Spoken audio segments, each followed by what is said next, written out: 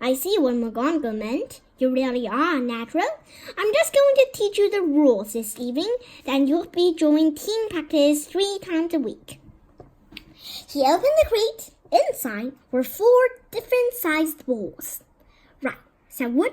Now, Quidditch is easy enough to understand, even if it's not too easy to play.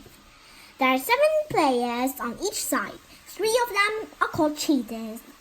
3 cheaters, Harry repeated as Wood took out a bright red ball about the size of a football. This ball's called the quaffle, said Wood. The cheaters throw the quaffle to each other and try and get it through one of the hoops to score a goal. 10 points every time the quaffle goes through one of the hoops. Follow me? The cheaters throw the quaffle and put it through the hoops to score, Harry recited. So that's sort of like basketball on broomstick with 6 hoops, isn't it? What's basketball? Said Wood curiously. Never mind, said Harry quickly. Now, there's another player on each side who's called the keeper. I'm keeper for Gryffindor. I have to fly around our hoops and stop the other team from scoring. 3 cheaters, 1 keeper, said Harry, who was determined to remember it all. And they play with the quaffle. Okay, got that. So what are they for? He pointed at the 3 balls left inside the box. I'll show you now. So what? Take this. He handed Harry a small club, a bit like a roundest bat. I'm going to show you what the bludgers do. Wood said, these 2 are the bludgers. He showed Harry 2 identical balls, jet black and slightly smaller than the red quaffle. Harry noticed that they seemed to be strained to escape the straps holding them inside the box. Stand back, Wood warned Harry. He bent down and freed one of the bludgers. At once, the black ball rose high in the air and then pelted straight at Harry's face. Harry swung at it with a bat to stop it breaking his nose and sent it zigzagging away into the air. It zoomed around their heads and then shot at Wood, who dived on top of it and managed to pin it to the ground. See? Wood panted, forcing the struggling bludger back into the crate and strapping it down safely. The bludgers rockets around trying to knock players off their brooms. That's why you have 2 beaters on each team. The Weasley twins are ours. It's their job to protect their side from the bludgers and try and knock them towards the other team. So, think you've got all that? 3 cheaters try and score with the quaffle. The keeper guards the goalposts. The beaters keep the bludgers away from their team. Harry reeled off. Very good, said Wood. Have the bludgers ever killed anyone?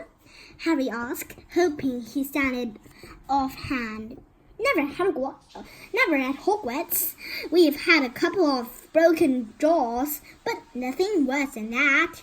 Now, the last member of the team is a seeker. That's you, and you don't have to worry about the quaffle or the bludgers.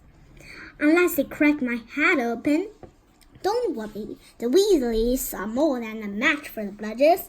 I mean, they're like a pair of human bludgers themselves. Wood reached into the crate and took out the 4th and last ball.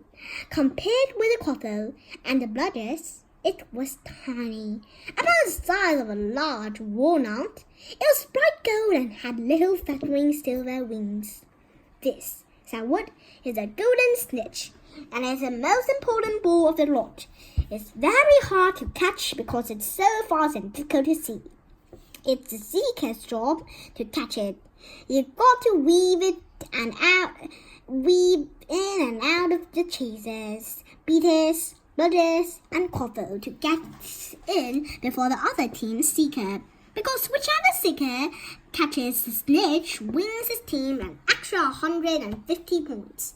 So they nearly always win. That's why seekers get found so much. A game of Quidditch only ends when the snitch is caught. so it can go on for ages. I think the record is 3 months. They had to keep bringing on substitutes so the players could get some sleep. Well, that's it. Any questions? Harry shook his head. He understood what he had to do, all right. It was doing it that was going to be the problem. We won't practice with the snitch yet, said Wood, carefully shutting it back inside the crate.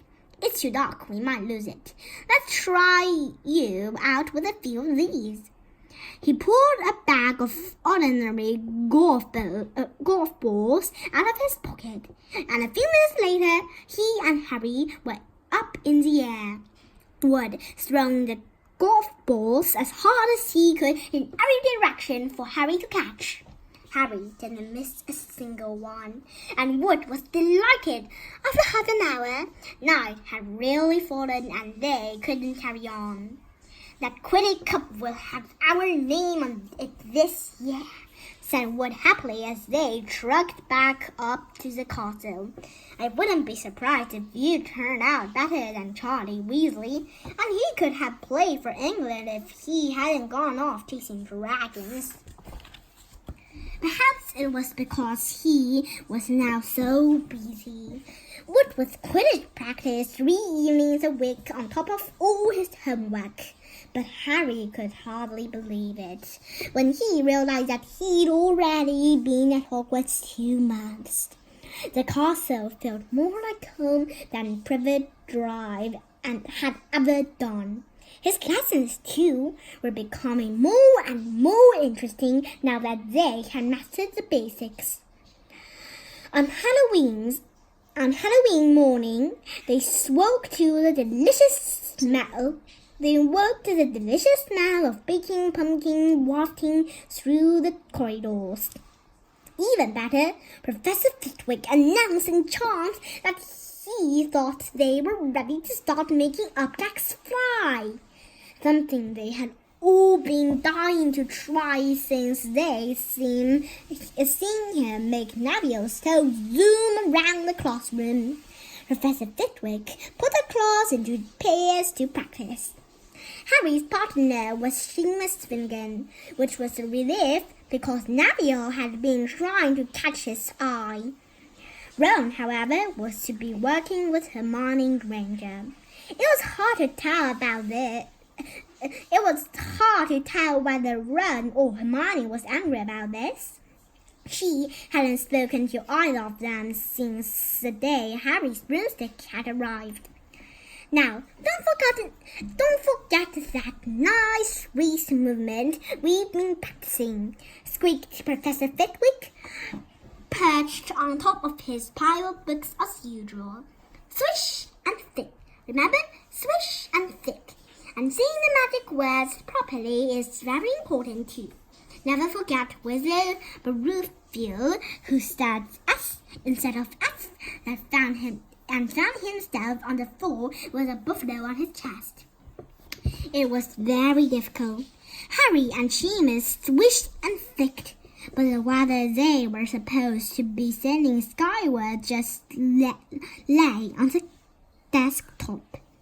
Seamus got so impatient that he prodded it with his wand and set fire to it. Harry had to put it out with his hat. Ron at the next table wasn't having much more luck. "Wingardium Leviosa!" he shouted, waving his long arms like a windmill. "You've seen it wrong!" Harry heard Hermione snap. "It's Wingardium Leviosa! Makes the gar nice and long." "You do it then if you're so clever," Ron snarled. Hermione rolled up the sleeves of her gown, flickered her wand, and said, "Wingardium Leviosa!" Their feather rose off the desk and hovered about 4 feet above their heads. "Oh, well done!" cried Professor Flitwick, clapping. "Everyone see here, Miss Granger's done it!" Ron was in a very bad temper by the end of the last class. "It's It's no wonder no one can stand her, he said to Harry as they pushed their way into the crowded corridor. She's a nightmare, honestly. Someone knocked on Harry as they hurried past him. It was Hermione. Harry caught a glimpse of her face and was startled to see that she was in tears. I think she heard you. So, said Ron, but he looked a bit uncomfortable. She must have noticed she's got no friend.